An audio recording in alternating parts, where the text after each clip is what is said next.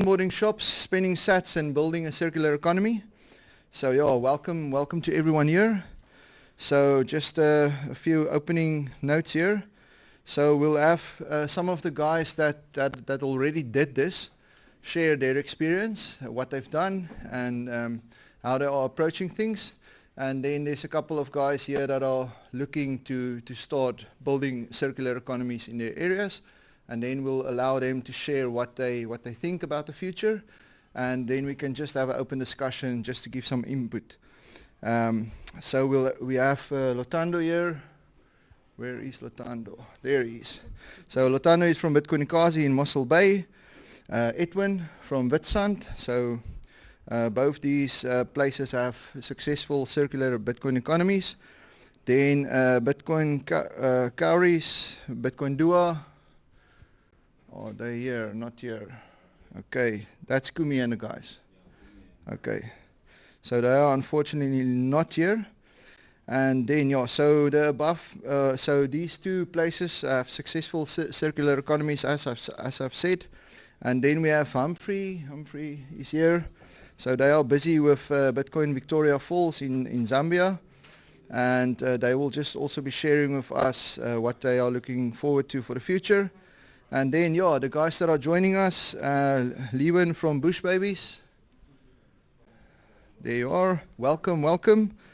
And then who else do we have here? So then it's Tsakane, I hope I say it right, from Black Mambas. Welcome.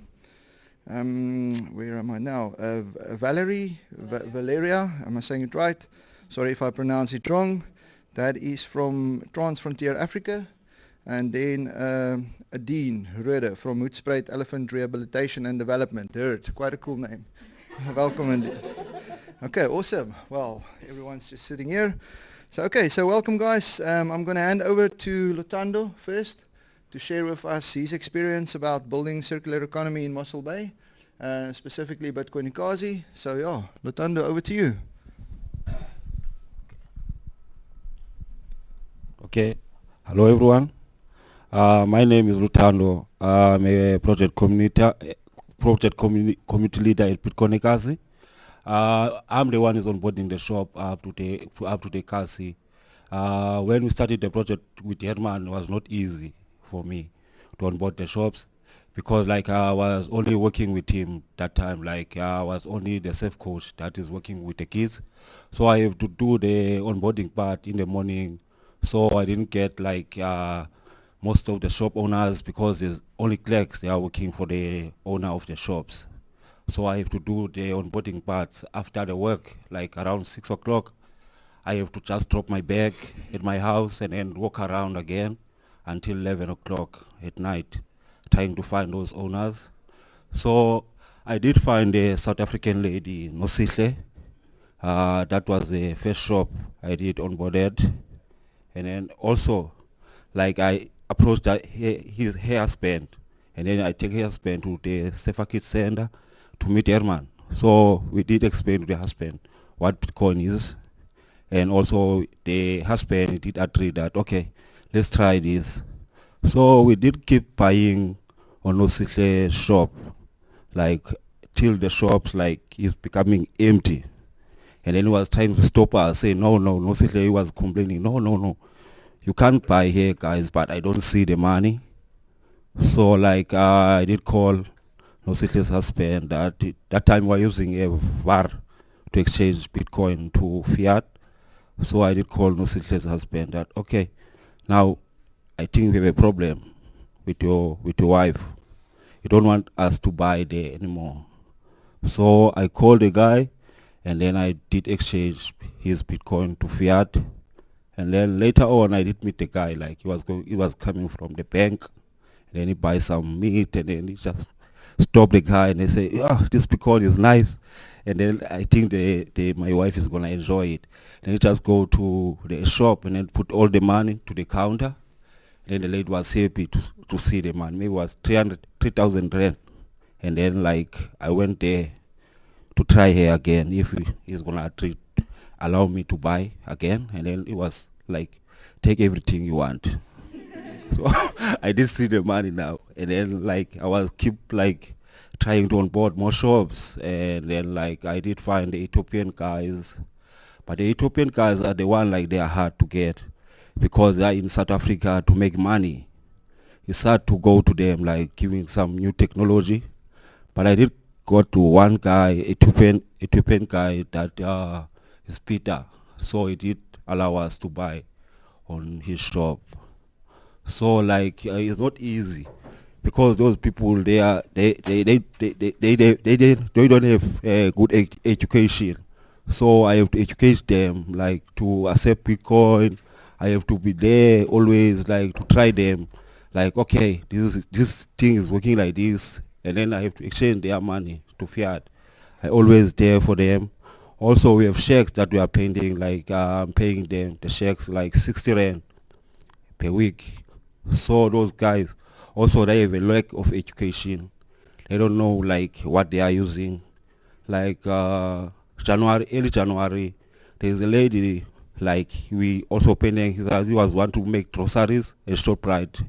So I did buy some credit cards on Bitrefill, so I can top up ShopRite app for her. So the lady, I did that last year, December, and then I put 1,000 rand on her app. So he come back from Eastern Cape, so he just come to me again with the app. And then I say, okay, we have to put your SIM card, we have to put your PIN now on the app. So we can just put another money again in the app. You forget her PIN. So again, it's my job again. So I did try to tell the lady, okay, take the ID, go to Checkers, and then they're gonna help you to recover your app. So I went there, then they give the lady the number of the customer care of the ShopRite app, and then he sent me the number. Say, can you please help me call this help center for me? So I'm the one again who have to do those jobs for them because of the lack of education. So like I called the helps, and then the lady was asking me, no, I see the lady, but we are men. I was trying to explain to the lady, no, I'm the one who did put the app on the lady's phone. So I'm the one I have to fix this problem. So we did manage with the lady. He get app again. He was having like 1,500 on the app. But it's difficult. Even like those guys, if they want to buy at the shops, like they come around 10 o'clock at my house, evening, they need some help. I'm the one who have to go with them to the shops to buy because it's not easy for them to just scan. I keep telling them, okay, scan like this, and then put the amount of money. And then tomorrow they're gonna come again. Like it's not easy, but I'm trying to do my work because I want to see the Ekasi project like successful because it changed my life a lot, and it changed the way I'm thinking. Like the time like I was getting like my money in fiat, I was not thinking about saving in my like what the use of saving, but you see this thing like is gonna trash anyway because it lose value. And then the money did introduce me in Bitcoin. So it's easy for me to save. I can even save 100 rand because I know one day this thing is gonna change my future and my children's future. I don't care what like many people if I tell them about Bitcoin like I'm trying to orange pill them, they say no. If I can die, I say no. Think about your children. No matter what, you have to wait some 5 years to 10 years. But they tell me no, I can't put my money here because like what they used to put it. If I die tomorrow, what is gonna spend those Bitcoin I did save? But yeah, that's my story.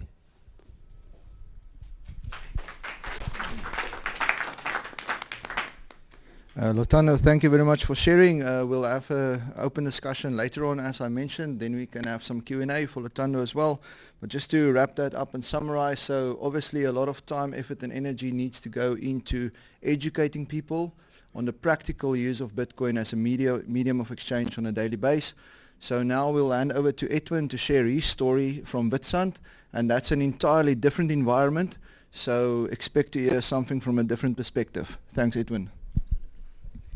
Awesome. So I don't know how many of you have been to Witstrand. Do you know the? Okay, two of you. You live there. Yeah, so just to give a little bit of context, it's a small little coastal town of about 500 people, permanent residents. Very tight-knit community. It's not uncommon to like go eat breakfast and then later hear from the lady down the street what you had for breakfast and how it was underdone or overdone. Everybody knows everything about each other, right? The last few years, the community really got together. I think we've got to a point now where most of the business owners understand that Bitcoin is going to play a pivotal role in like South Africa and the future. What I think worked for us in the start was we initially, the Bitcoiners came together and we partnered with businesses that had like a focus on the well-being of the community. We spend a lot of time discussing fundamentals of Bitcoin, practicing using the technology, and then getting the owners and the staff extremely familiar with the software and the hardware that they were going to use. We started using Bitcoin as a platform for advertising these businesses. So we printed vouchers, like gave that to people in town. We taught them how to claim the sats and then obviously go and spend it at the shops. And that, and we actually went to every single shop that accepted Bitcoin at the start, every single day, and spent sats and made sure that they keep on being keep on being trained at least in order to keep on accept Bitcoin. We had regular check-ins. Like if there is any option, like any questions or anything that popped up, you want to be there right at the start. Like the shops lose faith very quickly if they don't have answers, right? So we pop in every single day. We go answer questions. We fix any problems that pop up. It's an active thing. The excitement around the advertising that we were doing for the shops that we onboarded, I think that got a lot of other businesses excited, and it got other businesses to start asking questions, and then also just join the movement. This actually led to some businesses allowing us to put up billboards at their shops, and then later signposts, and help to spread the awareness just further. I think like a big change in the way we did things was when we found the Bitcoin Everything in 21 Pages. I don't know if you've guys seen the booklet. Like giving that like a printed copy in somebody's hand and sending them home with enough information to actually go and orange pill themselves changed the game completely. That's we made some mistakes along the way. I think we spent a little bit more money on things. We could have saved a little bit more money if we did it right. But in the end, the things that actually worked, I think, was the printed vouchers, the physical copies of Bitcoin Everything in 21 Pages, and then obviously hats, t-shirts, hoodies, stickers, just to create awareness and get people talking about Bitcoin. One thing that we tried and I think really worked well, we actually had Bitcoin parties, and we just tried to create like a positive association with Bitcoin. We would have like music, lights, food, memes, balloons. You can see it from far away. We made sure that everybody in town knows like there's a party, and the parties always involved like games where you can pay with Lightning. Like so, we had many Lightning payments right through the night, and that positive association I really think helped getting people over that barrier of the Bitcoin, whatever they thought about Bitcoin before that. Everything, all the little things adds up. So just keep on trying. And it takes a while to actually start seeing an effect.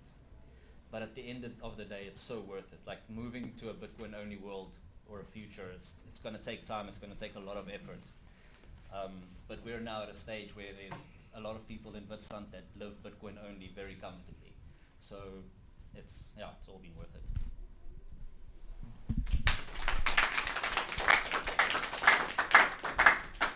Thank you very much, Edwin. Again, just to summarize that, a lot of work.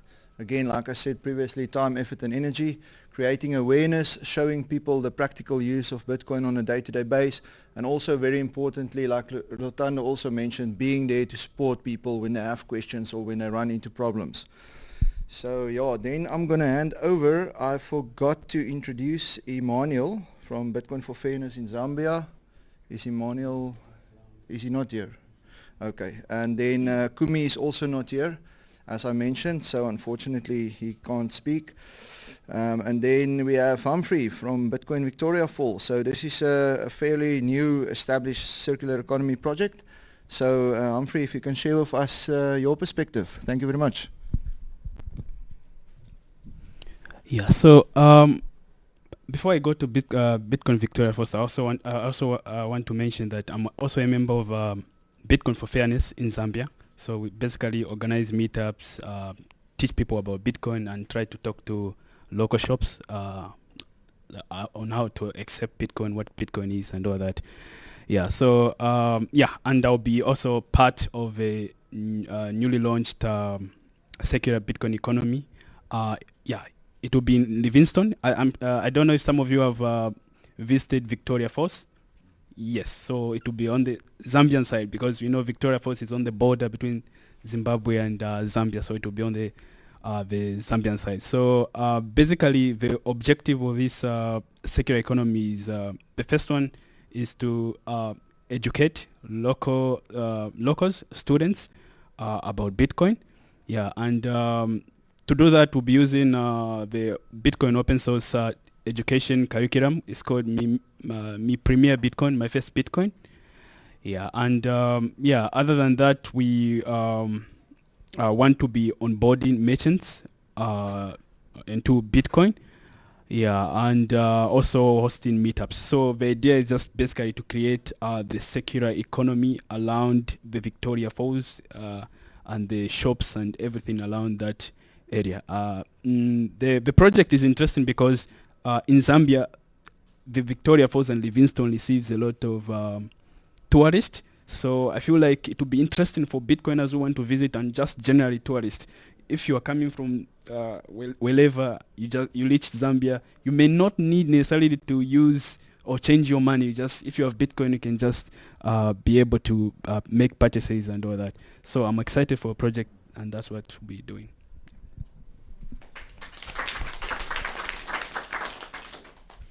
Okay, thank you very much. Okay, so guys, that is the introductions and the proof of work being done by these guys.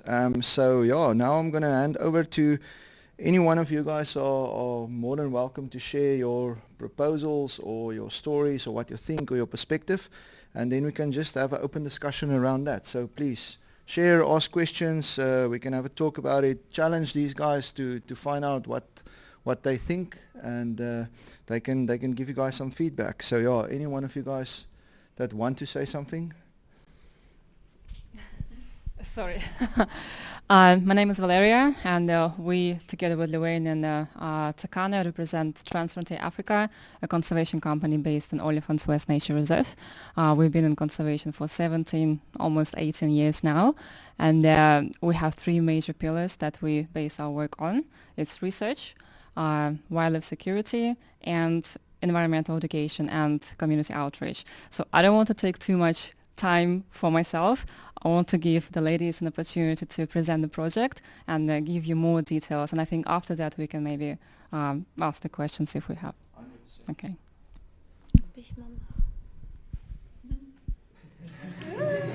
Hey, mommy. Yes.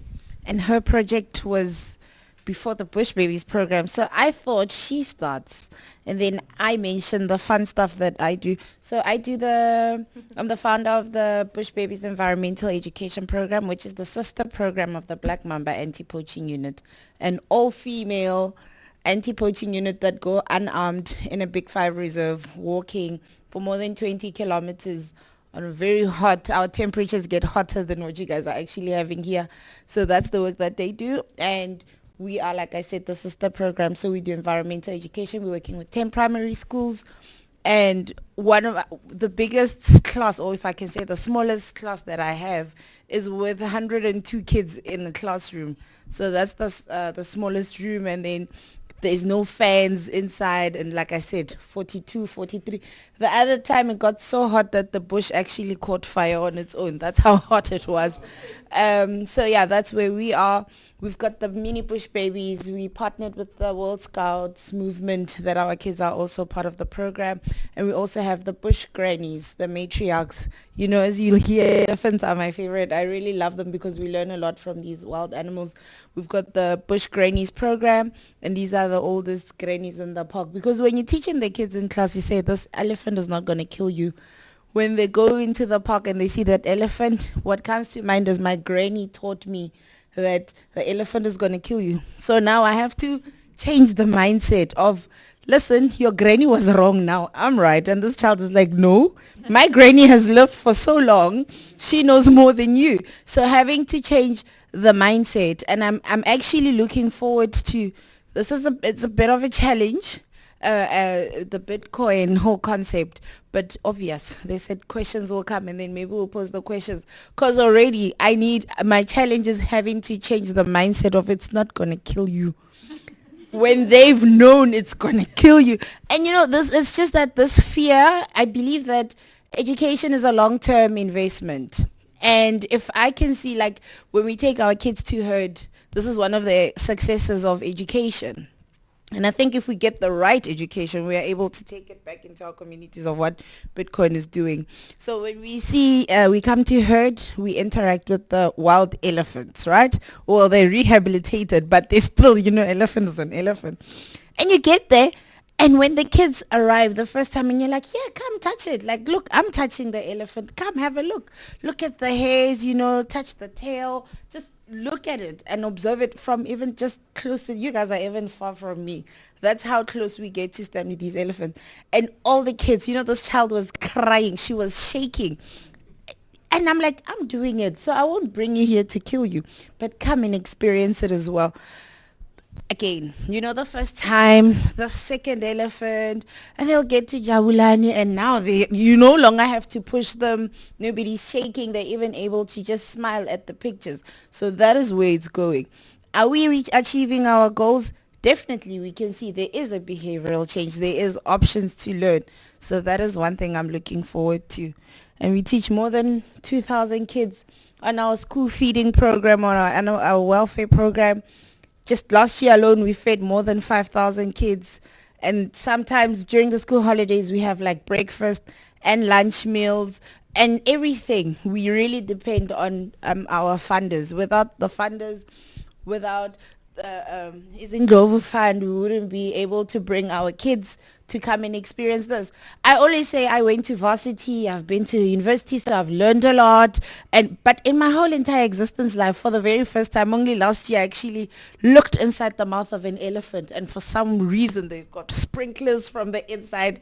You never know until you get there. So it's very lovely opportunities that people who are assisting and funding projects like the Bush Babies and the Black Mamba project, Takano will explain. But one of the successes that we also have is, so we are on the Greater Kruger National Park, and on the northern side is Palabora, where we are.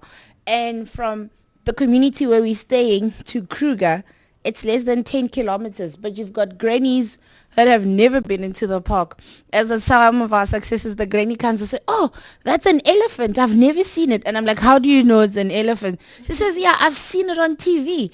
But it was only this small, you know, and now having to see this huge thing, and you're like, oh, how does it grow to be this big? As some of our successes that we get. But like I was saying, in the northern side, that's where we are, Palabora, and in the southern side, some of the Mambas are from there. Mambas, not the snakes, the people, ne? So the Mambas, because we've got the Bush Babies in the northern side, so they've got now two wings. We've got the education and the law enforcers. And in the south, they only have the law enforcers. The Living Desert did research about the work that the members are doing and how much of an impact they have. And in communities where the Bush Babies program was not present, most of the community people didn't know what the members are. They didn't see the value of conservation. But then you come up north where we are based, because they also come and teach the kids at school. They get more exposure. And what makes it even nicer is she's from that village. All the kids that are seeing her are like, oh yeah, we know her. She stays 5 houses away from me. And when the kids go home, they're like, yeah, the soldiers were there at school today. And as a parent, you want to know, what were soldiers doing at school? I mean, we don't even have proper windows, so why would soldiers come to them? No, they were preaching conservation. They were saying save our species. And one other thing that I like about this work is, in South Africa, there's obviously the thing of, yeah, it's a woman's job.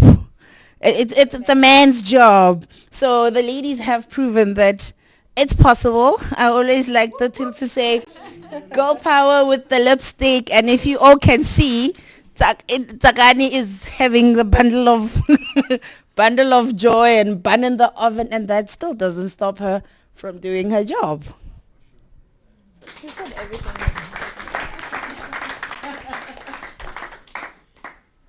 Hi, good morning, everybody. I think she said a mouthful.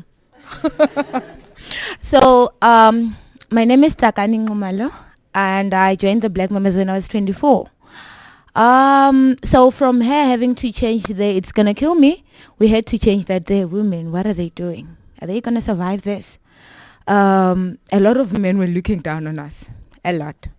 And as we're the first all-female group, we had a lot to prove. We had a lot of perspectives to change in the community, a lot of perspectives to change in our own families, because they also didn't believe in us. Since they grew up in that society that, okay, women are not doing this. Women are only in the kitchen. Women are only feeding the babies. Women are only staying at home. Or women are only working in the offices. But then here I am in the bush with a big 5. Well, in the small 5. And the question we get, like most of the time, it's why we are doing this job unarmed. For us, because we are working near the villages that we're coming from, obviously the poachers are coming from there. They know me, they know us.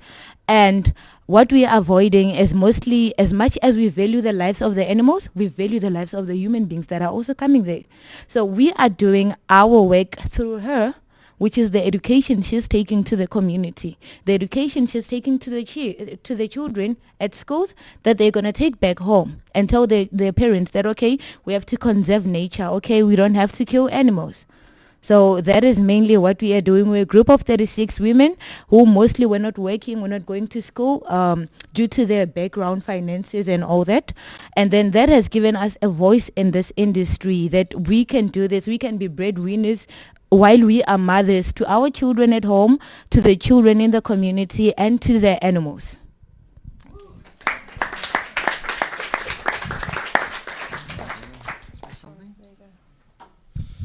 Hi, okay. So I'm also from Hoedspruit. So Hoedspruit is actually a very tiny town. For those who don't know, Kruger area, it is basically supporting the whole greater Kruger.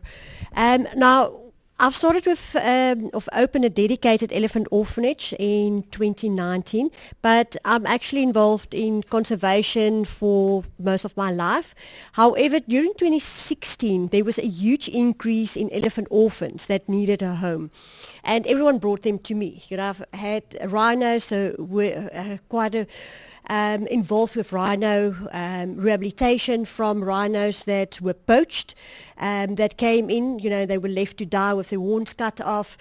And, actually just giving them another chance. And we were able to pull them through, which was amazing. You start and you look at these big holes, and you can actually put your finger in that hole and you can see it. It's totally exposed, those sinus canals. And you don't know where to start.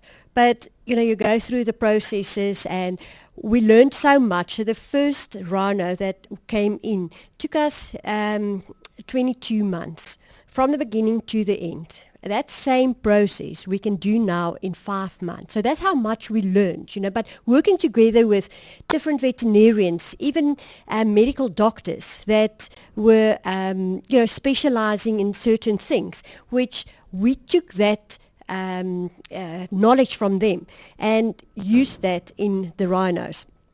Okay, so that was and then also rhino orphans, they're always very cute, but you need to rehabilitate them and reintegrate them back into the wild.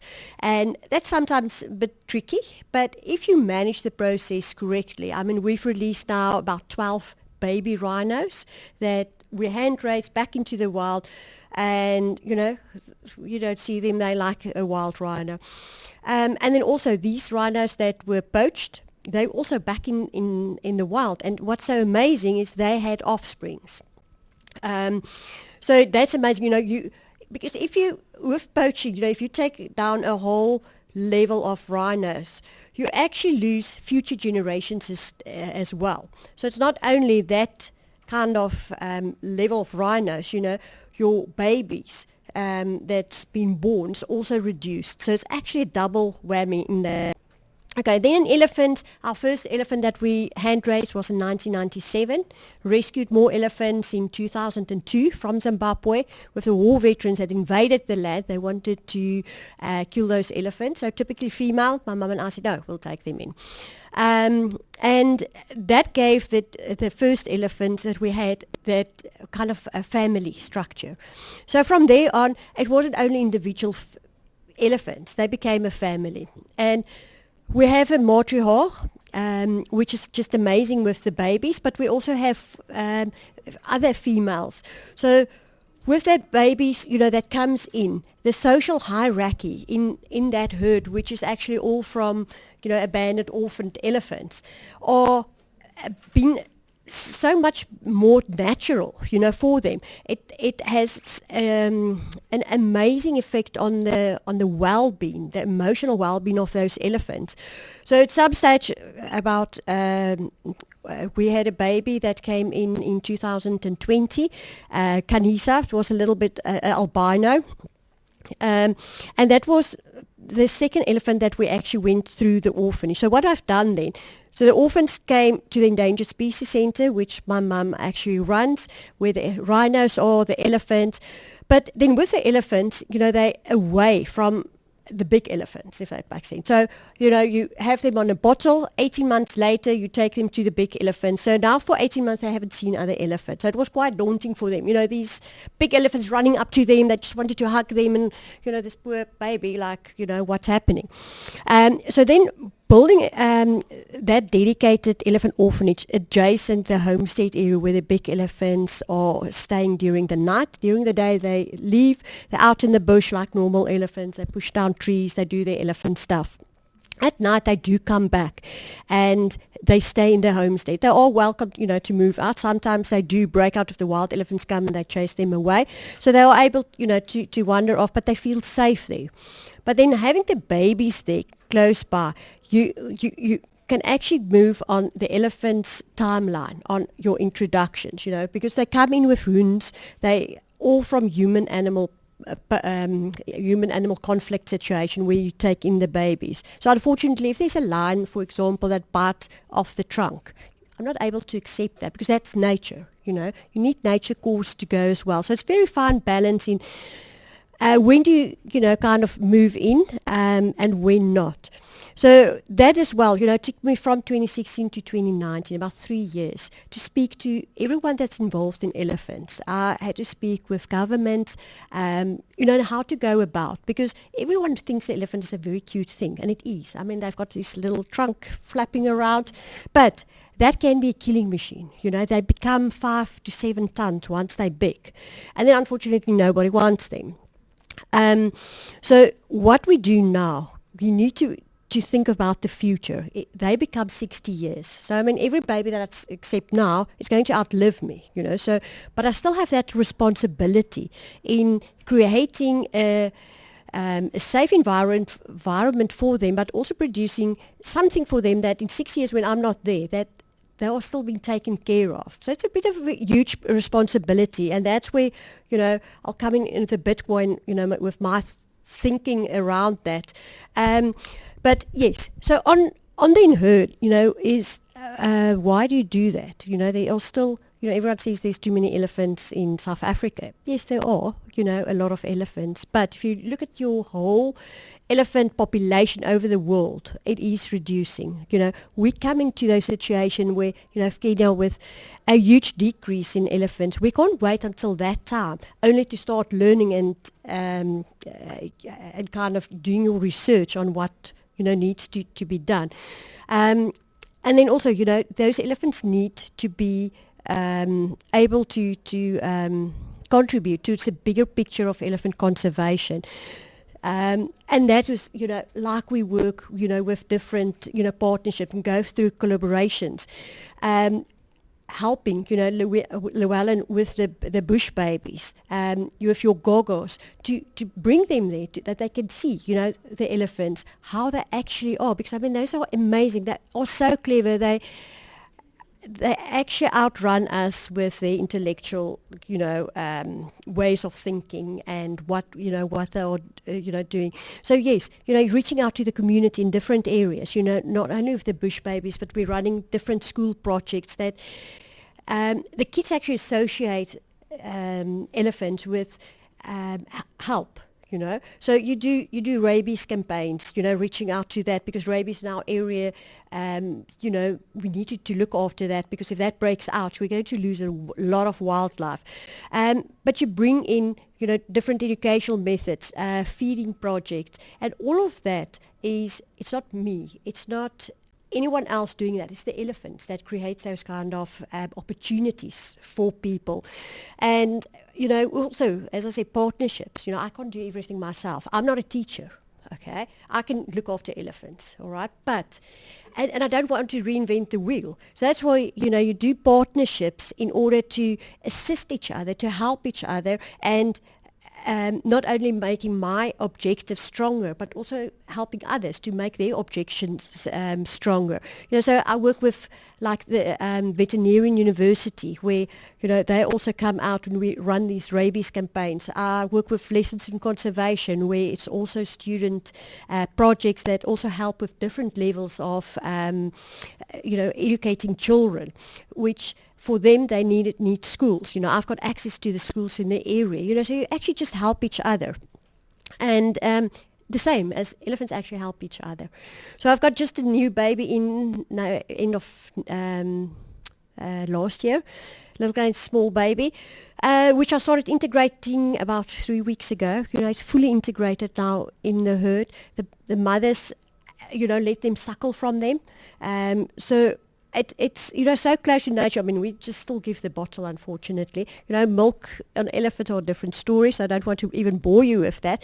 But going back to why I've actually been talking to Ben, and he brought me into the Bitcoin environment, and see how it is looking at maybe like creating an endowment fund, a pension fund for the elephants. In the long run, to be able to save and have that as could I say, a tool for the future. So really thinking out of the box. And as I said, I don't know all of the things, but reaching out to people. Does that fund come through like some process that you do on the place, or is it by donation? Most of it with through donations, so we really reliant on donations. You do apply for grants as well, and so basically, we've got a huge following base, where people really, as I said, these elephants contribute a lot more to different societies, to the well-being of people as well. Where people will really fund $2. Because that's what they've got. But that helps us, to be able to do our job.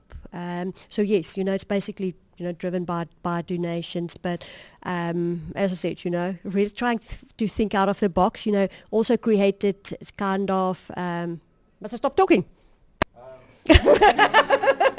Where actually, we like Isn't Love Fund assist us, in some of the fundraising campaigns, but also thinking about different products, creating products made from elephant byproduct. We've got a gin that's made from elephant dung. So that again, it creates jobs, not a lot of jobs, but it's also creating awareness with the story going out into the world about elephant conservation, elephant dung soaps, So yes, you really need to think out of the box, okay, to support elephants for 60 years. Yes. Okay. All right. Cool. Okay, guys, thanks for sharing. I'll open the floor up now for questions. I just want to... Can I just add something to that? Yes, you can. Yeah. Just for the recording. So my wife and I, we've been working with these organizations for years already, and you can hear how passionate they are about what they're doing, but they have a lot of challenges. And one of these challenges is, they have projects that will go many years from now. The elephants, as Adine says, they can get 60, 70 years old. But if you take an elephant in now, someone needs to take care of it. The same challenges go with the Mambas and the whole Transfrontier Africa organization. So, we believe that Bitcoin can bring some advantages for them. And we need to think about solutions. And this can come from all of us in the Bitcoin society, because what they're doing is really important, I believe. That's the reason why we are supporting them, because I think the work is it's incredibly important for our planet. But we need to be inventive, and to keep raising donations is going to be difficult, in my opinion. Because, the whole fiat system is going to be difficult, so why would people still keep giving money? But maybe they can become self-sustainable, and maybe they can have products that they sell for fiat, but also for Bitcoin. Maybe they can start saving in Bitcoin. Maybe those savings, maybe even donations in Bitcoin, and those savings can start building up like a Bitcoin fund that they can have. I'm pretty convinced that, but we have to convince them, obviously, but I'm pretty convinced that if they would be able to invest some of their fiat money into a Bitcoin fund already now, and keep it over 5 years, that starting in 5 years, they can take money from that fund and they can run their organization, and the fund will keep growing, because they will only take like 10% per year of the fund, but the fund will keep growing at 15% per year. And that is what I believe we should be thinking about, those kind of structures that can come from the Bitcoin community and that can help NGOs worldwide, actually. So yeah, that's what I wanted to say.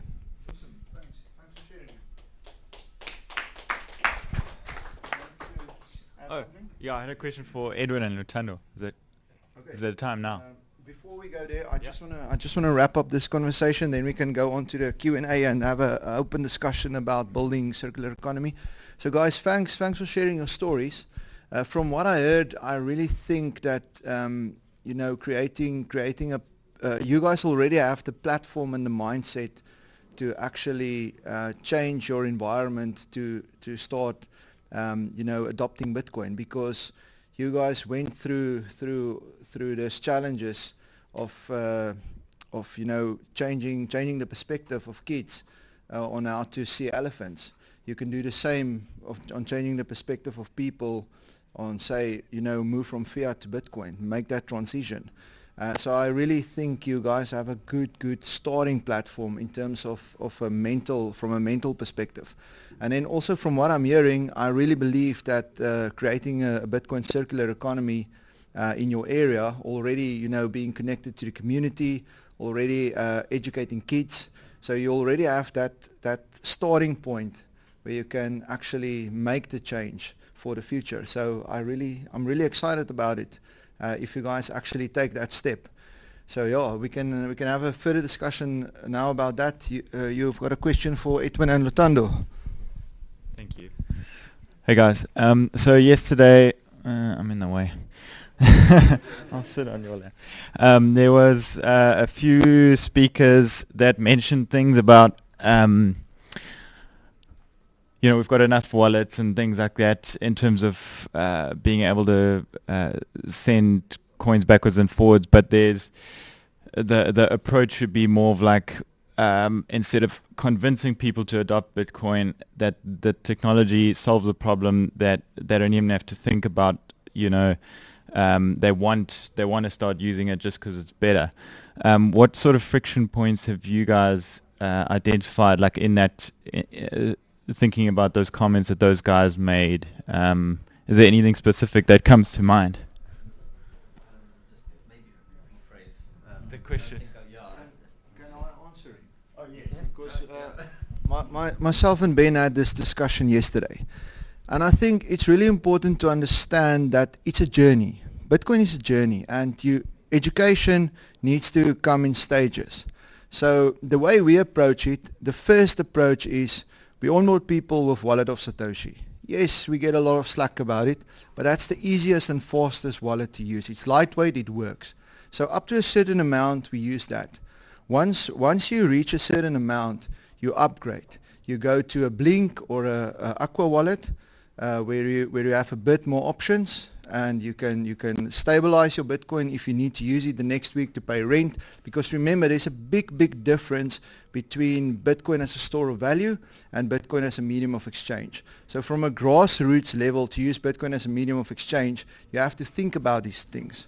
Once people get into the position where they can actually start saving, then you transition them to say, okay, now you can go to a self-custody wallet where you can actually start hodling.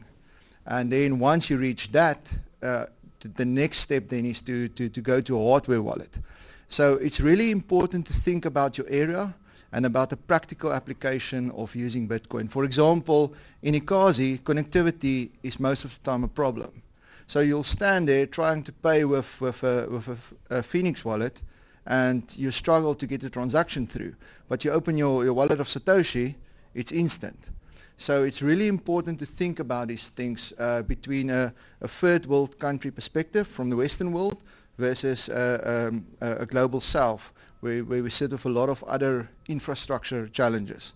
So that's the steps we take. I hope that answers your question. Yeah, that's sort of what I was getting at. Like, what are the shops asking for? Like, what is the hook? Like, how do you hook them on? Like, yeah, so... Because I know you get like speed points that you can just go Yeah, through. so at the start, we just keep it as simple as possible. Like you just get the people to start accepting it, and like, so because it's a small little town, we get to them every day anyway, and we speak a lot about philosophy. So like once they understand where Bitcoin is going, like none of us really understand where it's going, but once they get the bigger picture, it becomes extremely easy. The tools are ready. You just need to, and I've found that once people get used to the tools, it's actually easier to use Bitcoin. Even with all the complex things that we still have, it's going to get easier, but it's easier to use than the fiat system. Just on their phone? Or well, so yeah, we depending on the business, so every business is unique, but so we've got a few Allen Bits instances that run, and we have like Uncle Jim options where like we custody small amounts of money. And then there's now extensions that automatically sweep when it becomes more into like Aqua Wallet or something like that. And then we teach, but it's a process. Like the moment you want to onboard a shop with as little as possible information, you look at like if they've got more than one point of sale, you use one system. If they've got like only one point of sale and the owner is always at the shop, you give them something much more simpler. Everything is very unique, but the tools are definitely ready. You just need to like progress into it. If that. So just to add to that, Latano, maybe you can just explain to him like just having the QR code up on the stall window that you can scan. Okay, like I did mention before, like not the shop owners are always in the spaza shop. They have people like they are working for them, like the clerks. What we do, like we just put a QR code, like we just print the QR code from Wallet of Satoshi. Maybe now, now we are starting using Blink, like where Blink you can just swipe your coin to USDT, just to lock off your coin. So like what we did, like we put a wallet on the clerk, the same wallet the owner has, like we just use the same email address to pick up that wallet, so the clerk can see, okay, I did pay. You see, also the money is gonna go to the clerk and the owner. I've got a related question about that. Earlier on you mentioned that you're trying to orange pill them by a philosophy. Are you doing that like Bitcoin as hard money and the benefits of Bitcoin versus fiat, or just trying to get them an easy, convenient way to accept payment in a currency because there's people that have sets available to spend. So is it more about utility and ease of accepting money from people who have it, or is it about the philosophy of Bitcoin and orange pilling?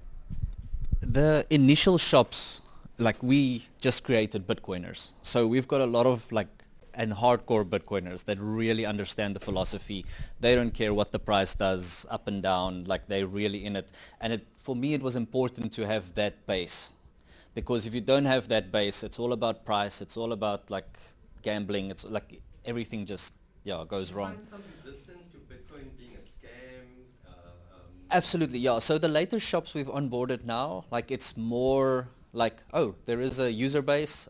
We've got people that move to Witsand that are Bitcoin only, and they just refuse to spend money at shops if they don't accept Bitcoin, right? So it has become a little bit of a social pressure as well, and so we are seeing shops on board that aren't pure Bitcoiners, but they are like obviously they. Jumping onto the bandwagon because now it's becoming something. Yes. Everyone is, But none of that for me, like I think, would have been possible if we didn't have the base. It was pure philosophy, and obviously, so playing around with the technology and showing how it works, and then thinking about the future and what's coming, like really help the people to like envision, to become Bitcoiners.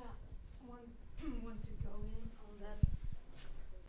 Yeah, I think that's a really interesting question and answer because, at the Bush Babies, they don't have anyone who is really into Bitcoin. So for us, it's really a challenge how we will take that on. That's why I was thinking maybe it's an idea for the younger people, or who I guess there are young people who are interested in computers and IT who study that and or not. Maybe we can educate or go in on that. I was thinking about this earlier, and you guys already have like a passion for the villages, it's your people, right? And you can hear like you love the villages. If we can get, if we can just get Bitcoin and the message even through to you, I believe that once people understand Bitcoin and they understand where the rand is going, and like saving those villages like means getting them onto a Bitcoin standard.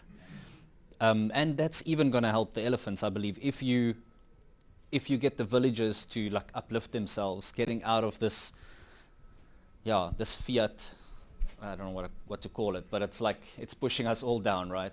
So getting those villagers, starting educating them, getting like a little bit more wealthier is obviously going to help the whole environment and make that safer. So I think just getting a few people that have a passion for the community to understand the fundamentals, and maybe that means some of us have to come up there and spend a few weeks looking at elephants. I feel like the question she asked is extremely important, because in Zambia we face the same situation where young people and also the elderly who are not conversant with technology, they don't know what to do. Yeah, so like the other day, yesterday, I attended the FEDI discussion and interaction. I found it interesting because I feel like the major problem that we are facing when it comes to children, especially the elderly, especially in Africa, because they don't know much about technology, is the user interface. I feel like most of the elderly is like they don't know much about technology, but they can use WhatsApp easily. Yeah, so I was so amazed by FEDI, because what they are doing is they have got an app. What they are creating is something like WhatsApp. So like you can message each other, but also you can send messages to each. You can send Bitcoin to each other through the same app. And what is interesting about it is that they have these things. They have these within 30 the app. They can create groups, and within the group they can they can choose people who are tech savvy or who know who are a bit more technical about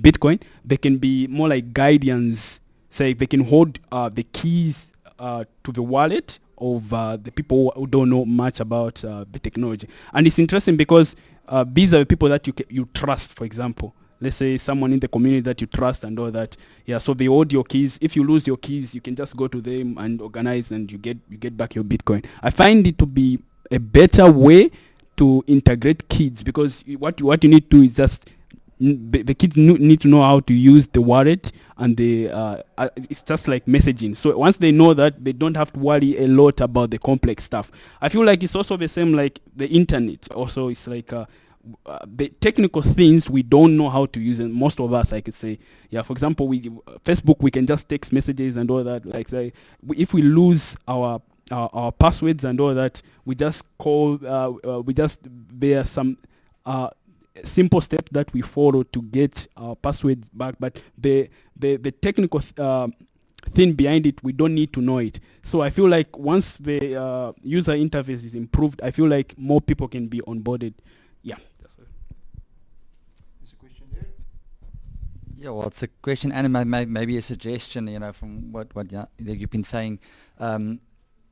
Do you guys accept any Bitcoin? Do you have any Lightning QR codes on a website or anything, or any wallets that the Bitcoin community can start and the wildlife community can start? You know how many people are on Leopard Project funds and Khalahari followers, and there are many people that will support this. And I think if you have the ease of a QR code or a Lightning address, whether it's for the Bush Babies or is it for her, it doesn't matter. Maybe on your side, then, as soon as you have skin in the game and you see you have an asset now, just to maybe commit to keep that donation assets, because it would have been extra, you wouldn't have had it anyway, and to see how that works, and to use that to onboard the community, almost a little bit of a top-down, because you don't have bottom-down people that are passionate about that, but to see that that's got value, to see what it does, and just a different way of donations that will come in.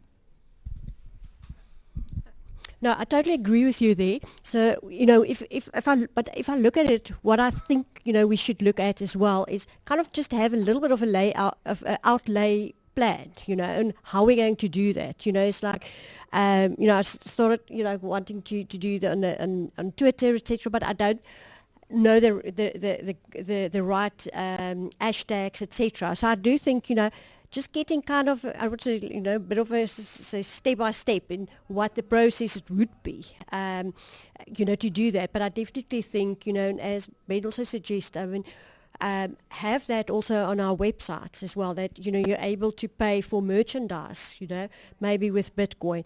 But that we need to kind of, now implement and install. And, yeah, that... Okay, good. They first had to come here to know if they want to do that. We've been talking about those things with them. It's not that simple because they're big organizations. They have trustees. They need to explain to those people where the Bitcoin will go, who will have access to the Bitcoin. So we need to talk about multi-sig wallet maybe in the future.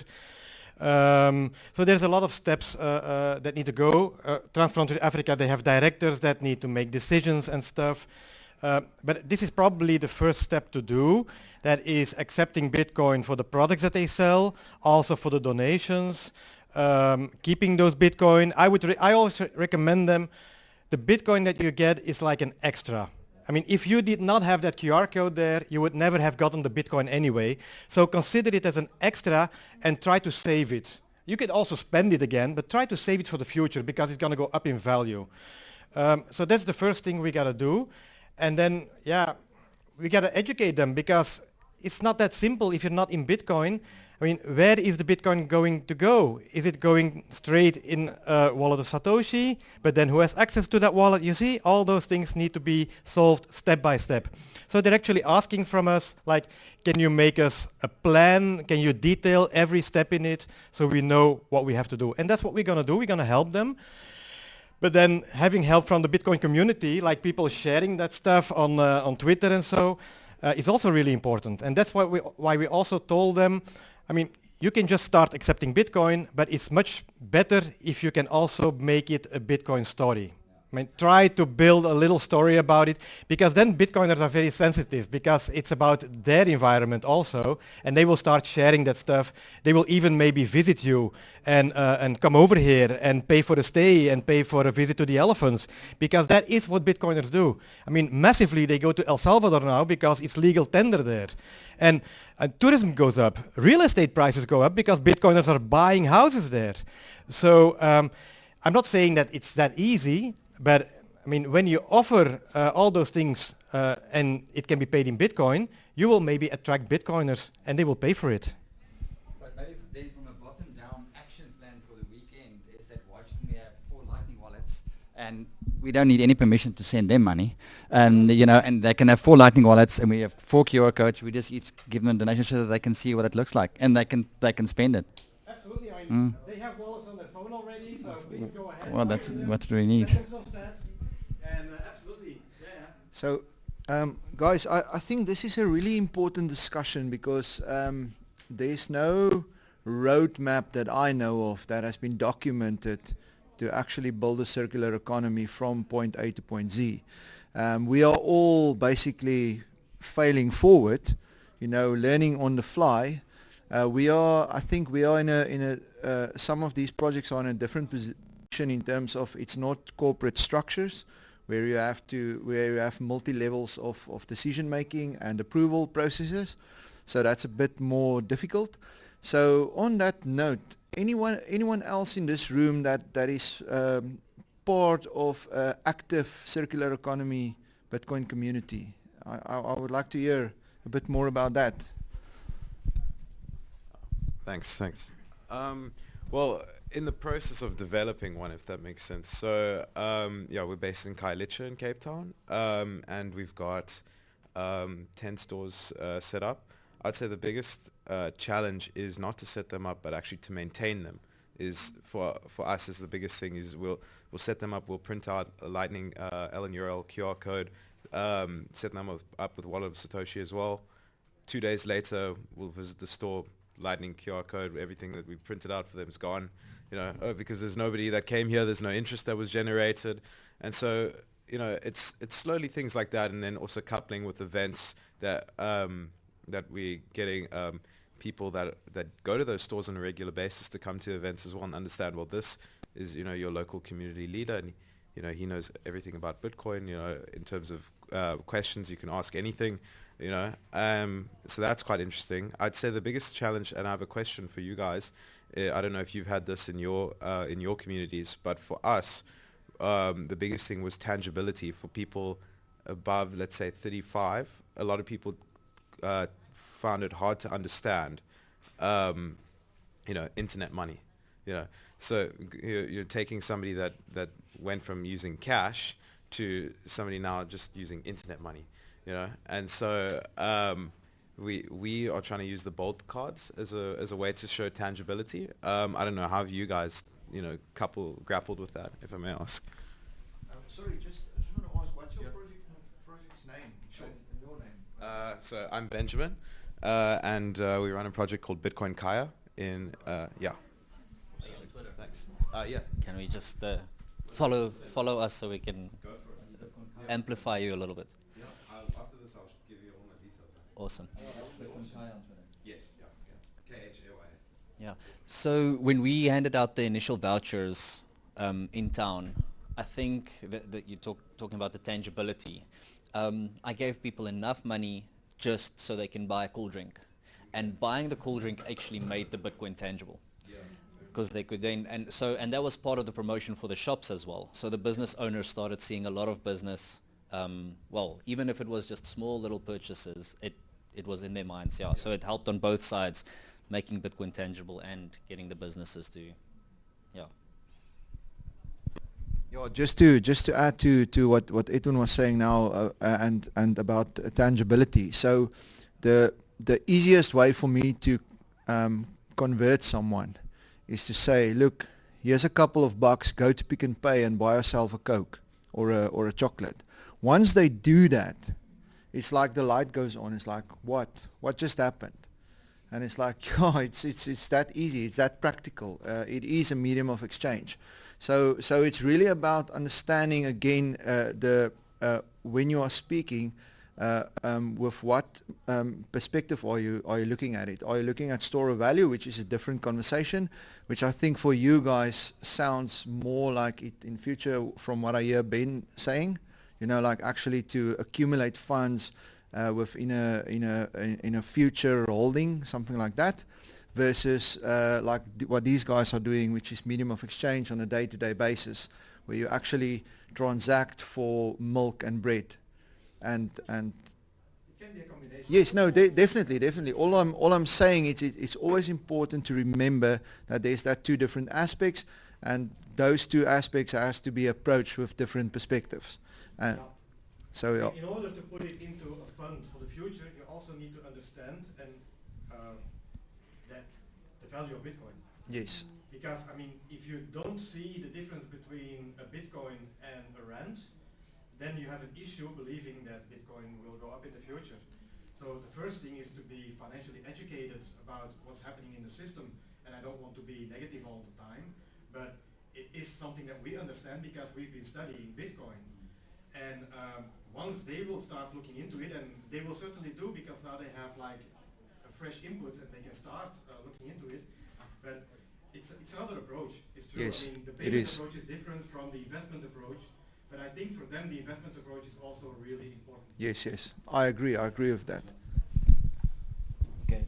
I want to just answer your question, like you say, like you put a QR code on the shops, so they just disappear. So as what we did, like after I orange peel the shop owner, I take the QR code without buying to the shop. I take the QR code and then I give to Herman. So he would make a tweet about the shop that, okay, I did onboard shop, new shop. And then he will make a tweet on, after that, the shop owner will receive like tips, like welcoming tips. And then after like 2 days, I will go to the shop again. Say, okay, I will download for you a bit referral. Like maybe I will take you to Pick and Pay just to show you how to spend it. And then you spend the sets there. He can buy grocery for his house. Like he will get to it, and then he will look after the QR code after that because you see, okay, this Bitcoin thing is spendable. Your onboarding process is like an aided visit where you actually like showing them how to spend the sets that they earn. Yes. Most of the sets may come from like donations via the internet. Yes. So yes, on the tweet. Yeah. You want to say something? Guys, I think that's very, very important, especially the Bitcoin community. Like Ben said earlier, the Bitcoin community support each other. And like Lotano just mentioned, and like you suggested, that we give them some sats. As soon as they experience that it's real, that is when things changes. Because if a QR code is just static there and nothing's happening, there's no, it's static.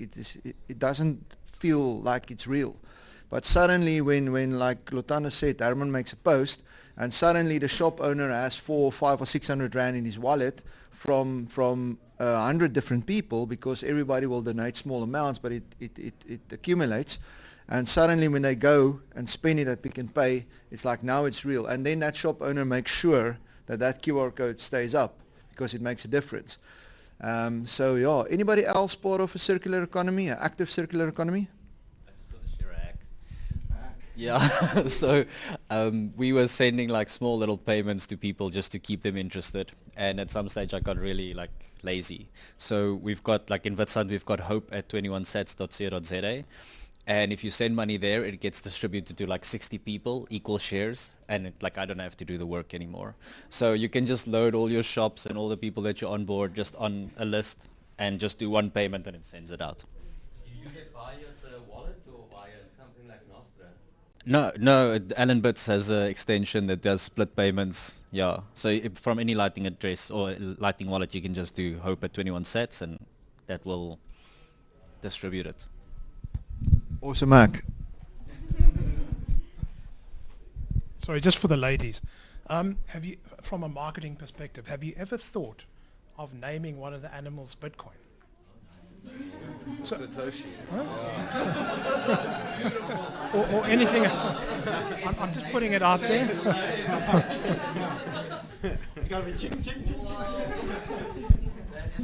I think that's a good point, but he's not born yet. But thanks. I'll put that into the marketing plan because I do think you'll need a bit of a strategy as well. Yeah. Well done. Just clicked when you said story. You've got to make a story. You need one or two visitors at Hoedspruit, takes a picture of the elephant called Bitcoin and posts it. It's like, people just go crazy. Yeah, I really think just to latch on to that, telling a story is critically important for the Surfer Kids and Bitcoin Ekasi, for Vitsand, for everyone working in this space. It's really important that you keep your audience engaged and share with the Bitcoin community. And that space at this moment, in terms of being active, is on Twitter, or X, as it's called now. And it's really important to keep that channels open and communicate constantly what you are doing and where the project is actually going. Anyone else part of a active circular economy? Can I quickly just ask a question? Would you recommend, because we now heard, and so on Instagram and all our social media, to kind of create like a Bitcoin herd, to add Bitcoin to the name, and that's basically just focusing on your Bitcoin community? Maybe I'll just add why you asked that, because we had a discussion yesterday. We ourselves, our fund in Europe, we also noticed that once we start talking about Bitcoin, we lose followers, because some of the traditional donors, they might think that you get involved in a scam or something, and well, I don't want to donate to that organization anymore. I'm not saying, but it's just something we thought that we were seeing. So that's why we recommended them. Maybe you should do a separate project, give it a separate Twitter account. Obviously, you would need a lot of followers, and you need to build it up again. And so, because they have a lot of followers on their original account, but it's just something we were thinking about, and that is the reason. So, I mean, maybe you can also give your opinion, but.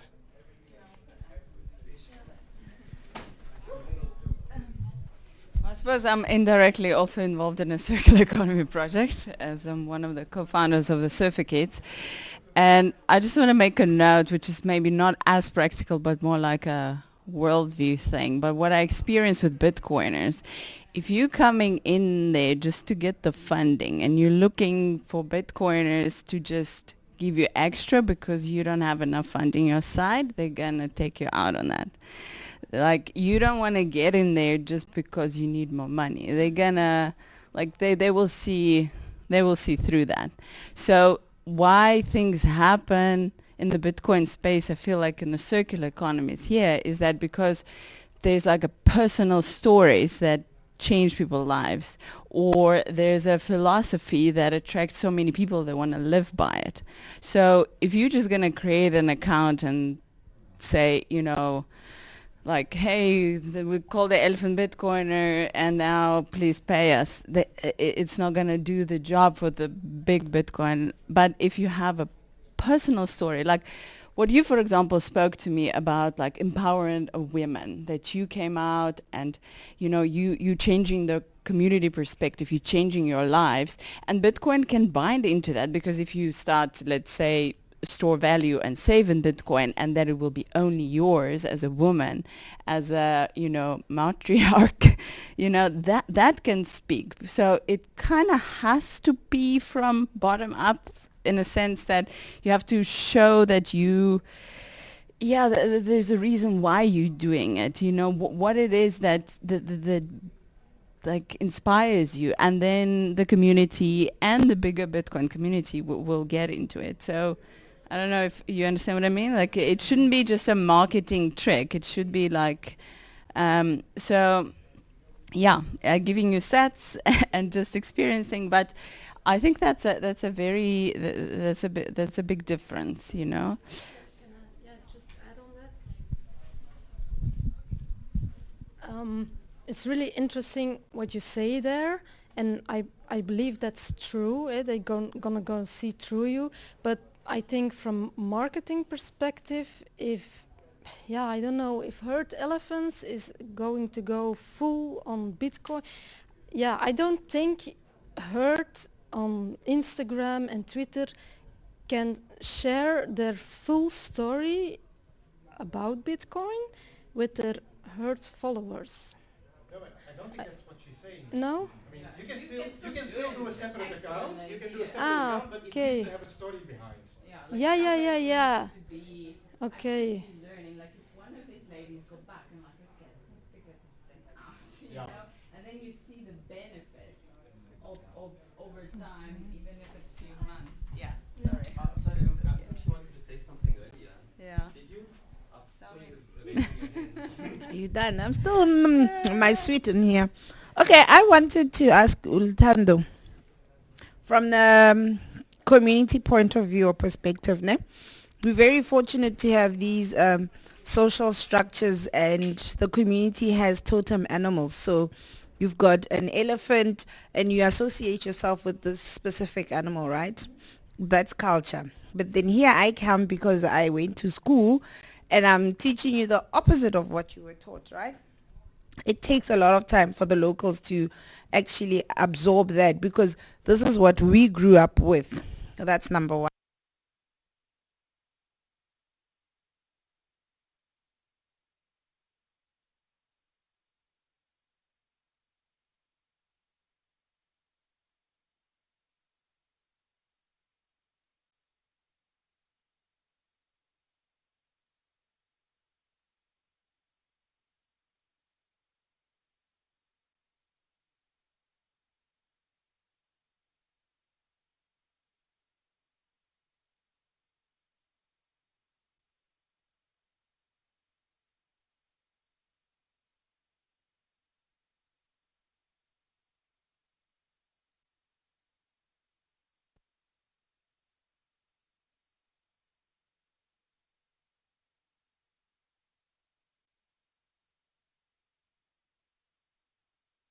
Far. So where can we use Bitcoin? If not at the spaza shop, if not at Pick and Pay because it's too far for us, where can we use it?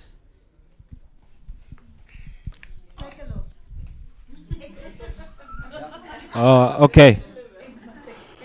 Okay, like I will explain that you can't use Bitcoin only at the spaza shops.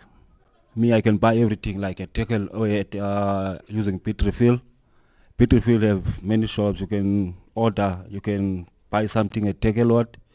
You can buy voucher airtime. You can buy everything at Take a Lot, like Debonaires, like they will deliver. The shops that they deliver. We are in the bushes. Before, you must use a buggy to get there because the potholes, remember this big potholes, they are there. So where can we use does it become now relevant to us? Because we're saying spaza shop, no. Where can we use it? We're very remote, far. Like I said, 25 kilometers. I'm not going to travel to far away. But then where can we use it elsewhere? Are you thinking, okay, let me answer myself then. Are we thinking, or can we trade amongst ourselves? Can the locals trade amongst each other? Like I want spinach from whoever. Can I use Bitcoin between the two of us? Yes, it's the whole idea. So just on that, like it was mentioned, like if you create, for example, a community on Ferry, that will become easy to interact. You know, just through messaging. Can I get some spinach? You pay them on the chat. You know, it becomes really easy with an app like that. Or if you use something lightweight like Wallet of Satoshi, if you have some data, you're just gonna punch in a number on your wallet. I'm gonna scan it and I'm gonna pay you. So you can use Machankura if the guys don't have smartphones. That's another option. So definitely there's a lot of option. My counter question was going to be, but that's true for fiat as well. With fiat, then if you don't want to buy at the spaza shop, where do you go and buy? You need to travel to town, or not? I'm just wondering. Do you still need to travel to town, or do you then go and buy from your neighbor who's having spinach or milk or eggs? No, my concern was, because I'm hearing spaza shops, Ekasi, it's the spaza shops, and there's a small community. So I wanted to actually understand that if the spazas, as they want them out, are there other... Okay, so yes, on that, so it's the spaza shops by us, and then it's Pick n Pay Clothing, and Pick n Pay Liquor that accepts Bitcoin now. And then it's through Bitrefill, like Lotano mentioned, which has many shops on it. So you buy a voucher and then you exchange that. And then there's also trading amongst each other, transacting from wallet to wallet, peer to peer.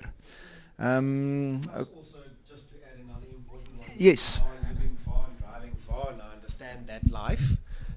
You can using Mashankura, you can trade to Engine, Total, ShopRite, Macro. So all your major shopping, long-term shopping that you do, because we shop for a week or 3 or 4 at a time, that you can do with Bitcoin as well. But the most important thing is you want to buy veg or a chicken from a neighbor or somebody in Jalo with a cell phone to cell phone on Mashankura or the app, you can transact. Thanks for adding that. It's the last one, I promise. If I can remember it. Oh, yes. Lutanda, I wanted to ask, what do you do if you're bringing this subject to somebody in the community and they're like, I don't want Bitcoin? How do you... Yeah, that part I got. But what if the majority of the people are saying, we don't want, what ways? Obvious, that's the first one. Try it out. But then if you're not trying it out, okay, you've given me the money, I've tried it, and then still I don't want it. How do you then get the community's buy-in?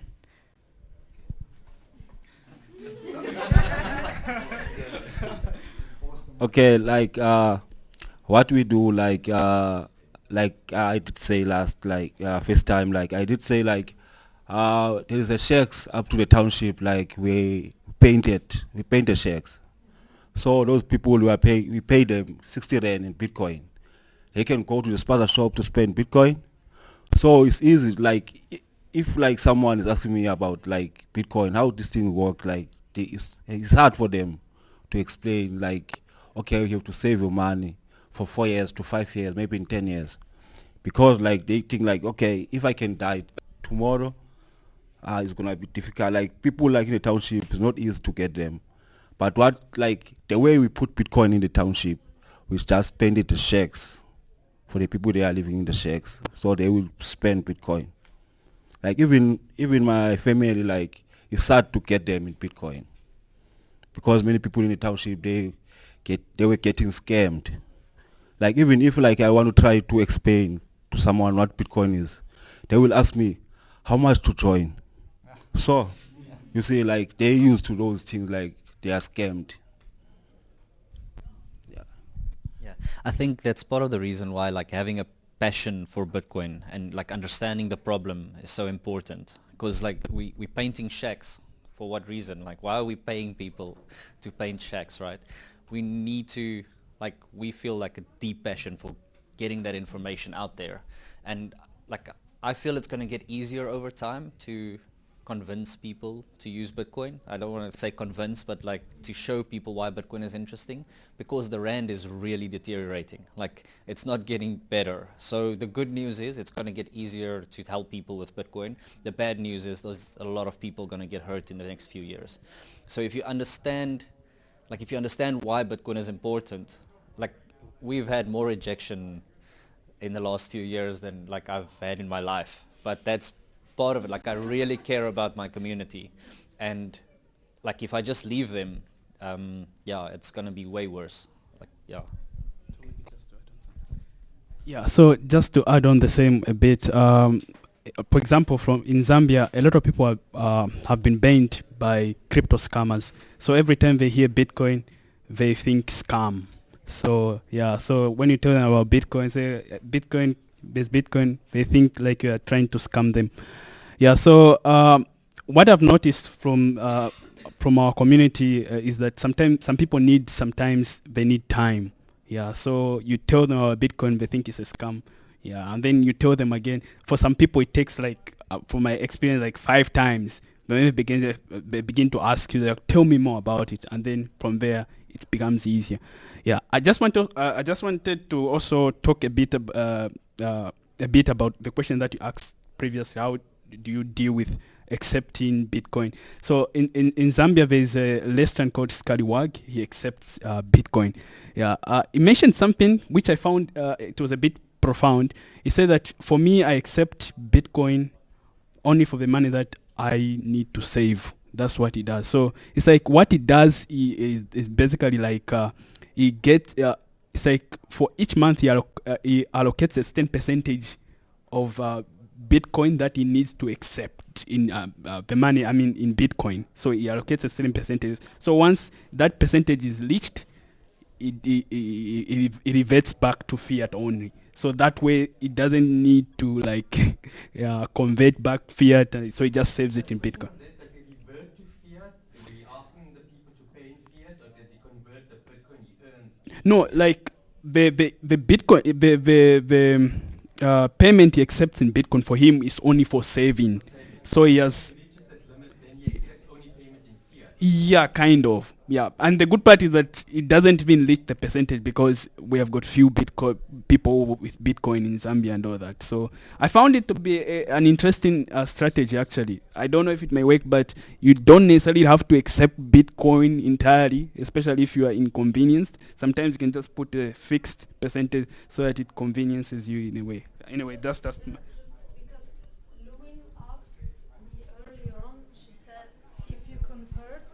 If you convert from Bitcoin to fiat, you pay 10%.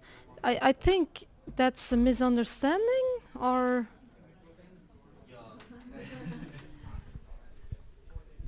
There's different ways to do it. So we've set up an ATM.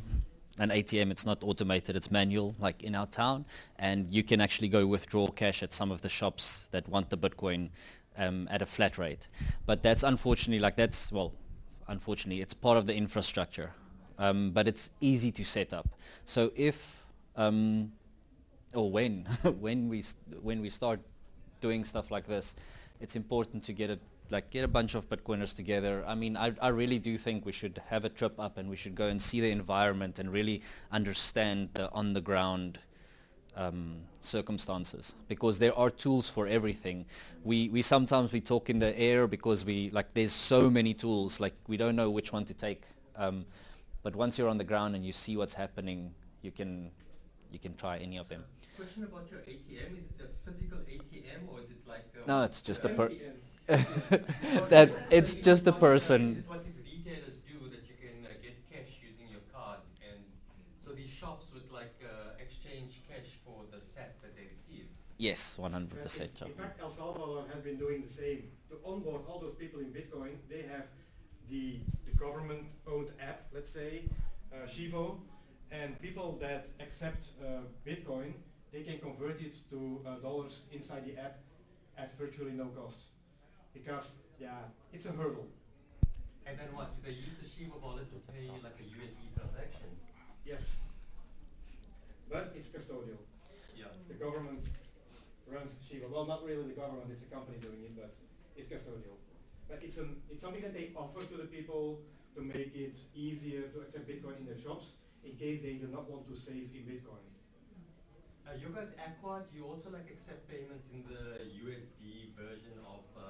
Yes, you can pay liquid USDT from Aqua to Aqua, but then if you want to swap that from USDT to dollars, to Bitcoin, there is obviously a conversion cost.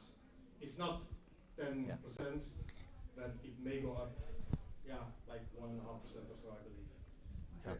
Guys, we would like to wrap up. So is there anybody else that I can put in a row for a comment or a question? Okay, then I'll give to Edwin and then I'll wrap up. Because we didn't talk a lot about the schools, the access you have to the children. I think Bitcoin Ekasi, you're doing the My First Bitcoin course, or There's some really good education for all ages when it comes to economics, and I haven't actually done the course, but I know we must just talk about your access to schools. Yeah, definitely. Do you want to add one last comment? Are you good? Do you want to? Are you good? Okay. From you guys? Good. Okay, guys. Thank you very, very much for this. Add one more thing. Sorry. So with our Isn't Lovo Fund, the next thing we will do, because we work together with Bitcoin Ekasi, is that we are planning to get Lutando coming over to Hoedspruit and yeah. But we need the I'm just not safe. I can come over.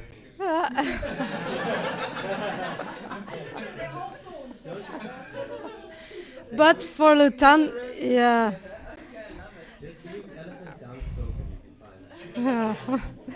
But for Lutando to come over, yeah, we need funds to cover his travel costs. Yeah. So we will try to raise those funds. Yeah. But if anyone in the community sees the post, please try to Yeah. share it so we can get more funding to get him over there. Definitely, we can.